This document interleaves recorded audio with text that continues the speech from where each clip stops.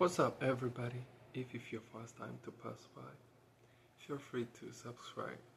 And while you're at it, hit that notification bell so that you can get notified every time I upload my video.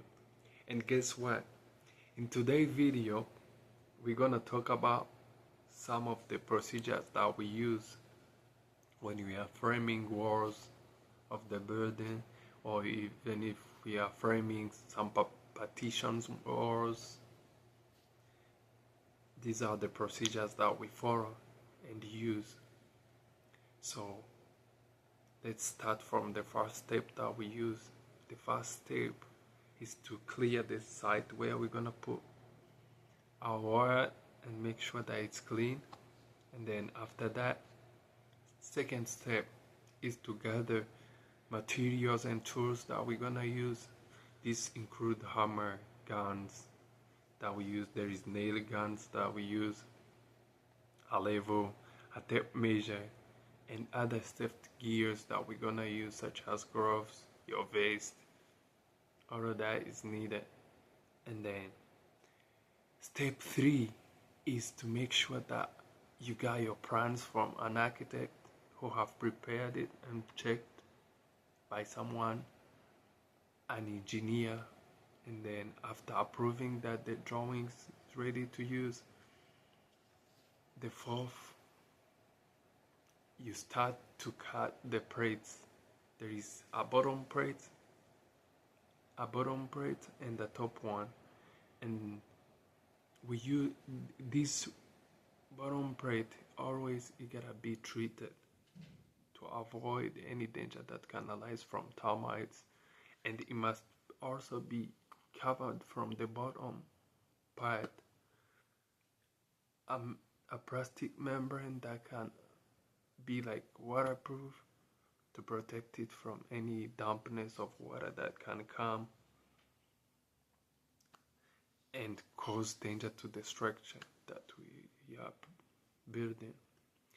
So after making sure that you cut all those bottom part, you mark where your stud is gonna be at. After marking where your stud is gonna be at, typically we use 16-inch between one stud and another one.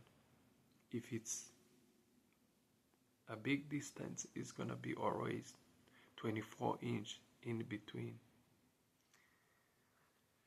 And then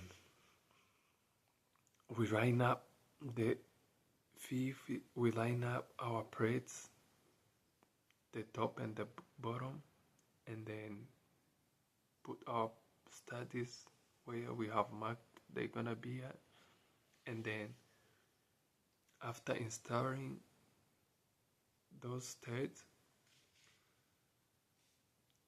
step number 6 is gonna be to add brookings in between those studs, brookings and bracing, so that our structure can be stable. This helps to transfer the weight that can come from roof trusses, windows, any other stuff which gonna be inside the wall that we are building. And then after making sure that we have add all those brookings and our structure is stable, because those brookings and bracing, they are used as support. And then after that, that's when we bring our windows and doors, and then we start to install them in where they're gonna be according to the dimensions that we are given from the dimensions that we got from our drawing, our blueprint. And then after that, we gotta make sure that these are squared. Step 7 is gonna be making sure that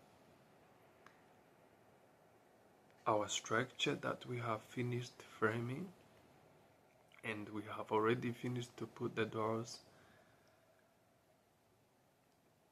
where they belong. We check the squareness by using our tape measure. We can use diagonals. Each square we use diagonals, and we check if each diagonal is equal to another one. If we see that everything is perfect, then our building is ready to use, and our structure is well inspected and is ready to use. Thank you guys. I hope you got a hint of how we use these procedures when we are framing our wall. See you next time. Thank you.